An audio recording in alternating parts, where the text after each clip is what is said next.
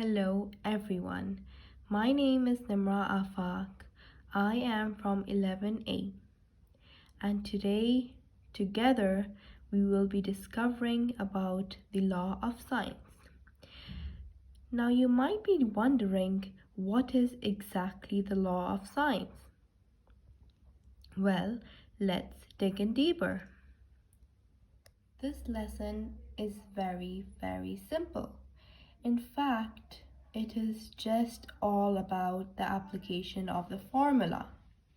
You don't have to worry at all. We will discover everything together. Firstly, I would like to introduce what is the law of science. The law of science is one of two trigonometric equations commonly applied to find lengths and angles. The law of sines is used to solve triangles for which one side and two angles are known, or two sides and the angle opposite to one of them are known. The first question that might have popped up in your head is probably on how to solve such equations. Well, the formula is simple and it is sine A over small a, which is equal to sine B over small b, which is again equal to sine C over small c. Now let's arrange it in a triangle. As you can see from the triangle that the angle A and angle B as well as angle C are following in order, which means it is arranged so that A comes first, then B, then C. As you can see from the angle A, the opposite side of it shows the side A, and from the angle B, the opposite side of it, you can see the side B, and from the angle C, you can see from the opposite of it the side C. Well, when the question comes, that is how exactly we are supposed to arrange. Let's have a look at the example 1.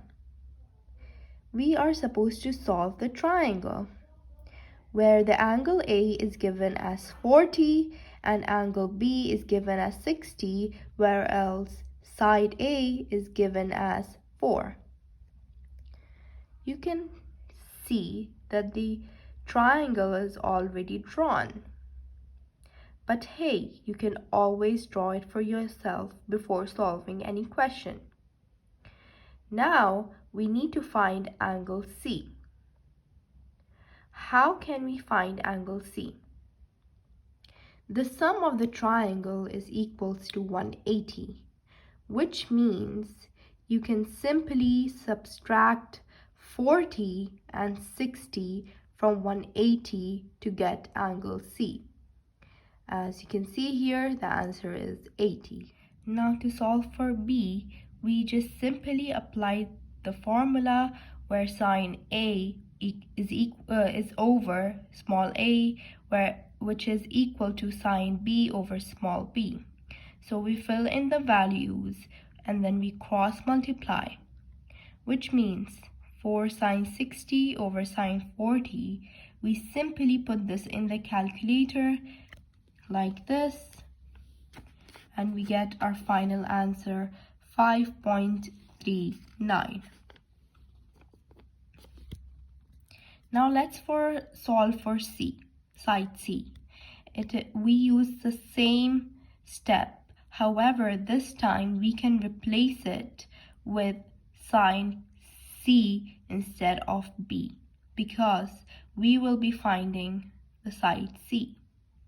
So we again fill in the values, find it in the calculator by putting the number for sine 80 over sine 40, and we can get 6.13. Another example is given to solve for such a triangle where side A is equal to 3 and B is equal to 2 and angle A is equal to 40.